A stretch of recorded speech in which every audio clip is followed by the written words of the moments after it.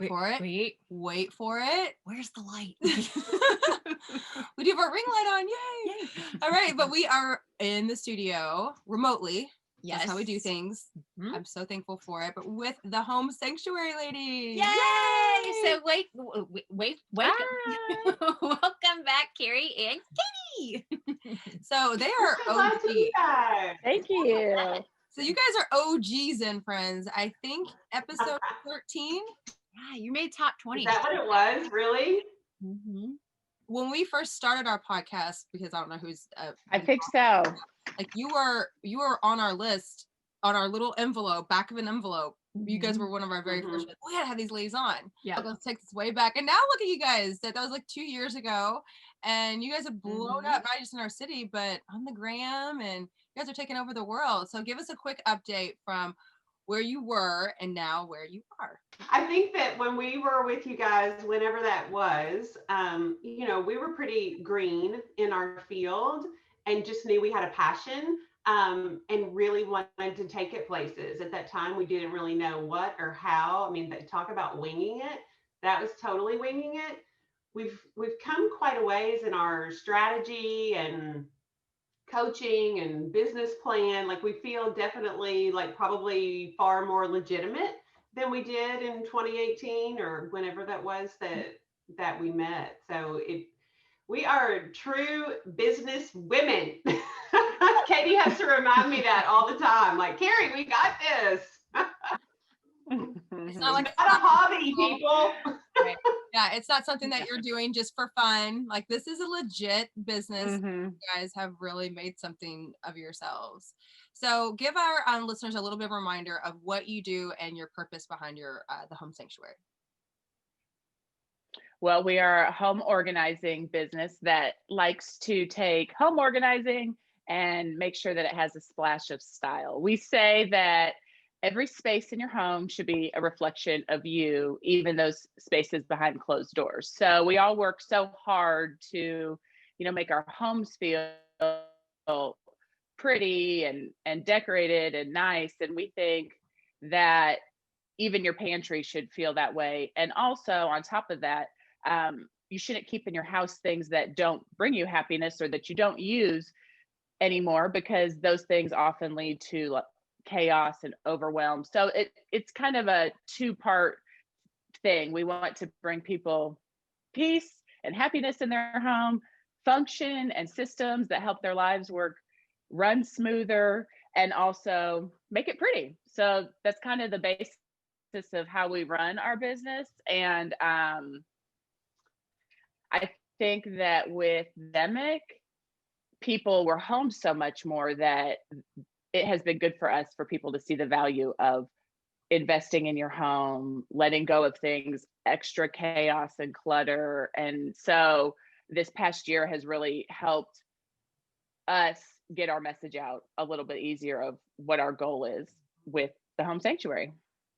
Yeah, I mean, I know spending a lot more time at home, I think a lot of us have, like, every room now is under a microscope, and it's just like everything gets on your nerves in your house at this point, because I mean, we've been locked in it for so long.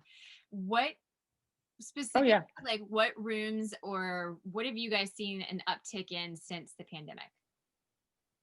Like, what are people focusing on? Probably kind of our go-to, our favorite spaces, and one that pantries. Yeah, kitchens and pantries, because I'm sure you all can attest to the fact that we're cooking so much more.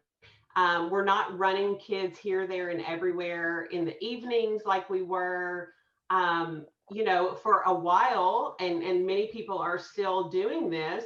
Kids are remote learning, so they're having breakfast, lunch, and dinner, and snacks, and everything in between. So the kitchen is forever a mess. Katie and I, all of our kids were in school on Monday, and we were both working from home. Like, this is crazy. Like, there's been no messes.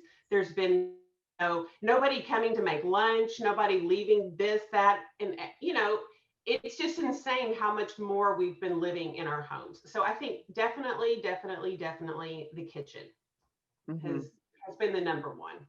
Yeah.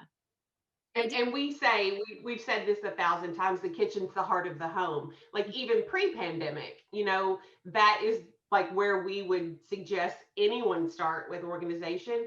And the main reason is because it's not as personal.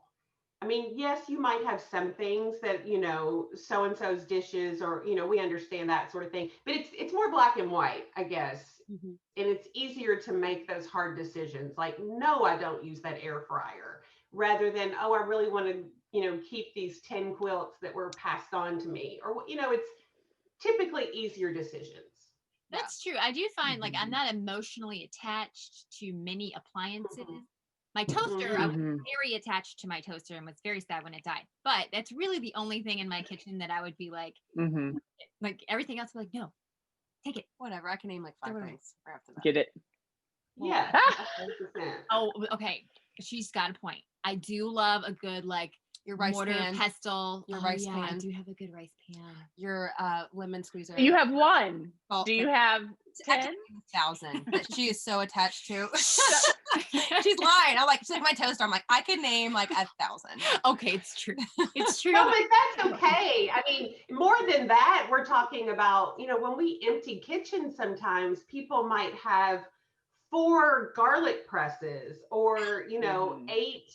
8 pizza cutters, and 3 of them don't even work, and 2 of them were the college kids who brought home. Just things like that, that when you don't have like an inventory or a system, you have no idea that you have all these things, and you would not be attached to 8 pizza cutters.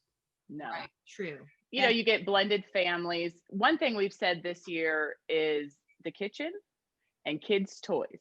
If they Yeah. did not get used at all during that pandemic, it better be out of your house, because we called 2020 the year of extreme home living.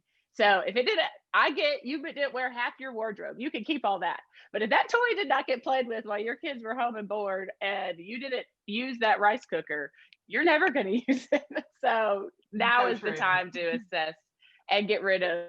Those are the 2 main categories that we would say. Assess those areas, and if you didn't use it, maybe consider getting rid of it. That's great advice. That is Wow. a great advice. Starting to think about all the things we didn't play with during quarantine.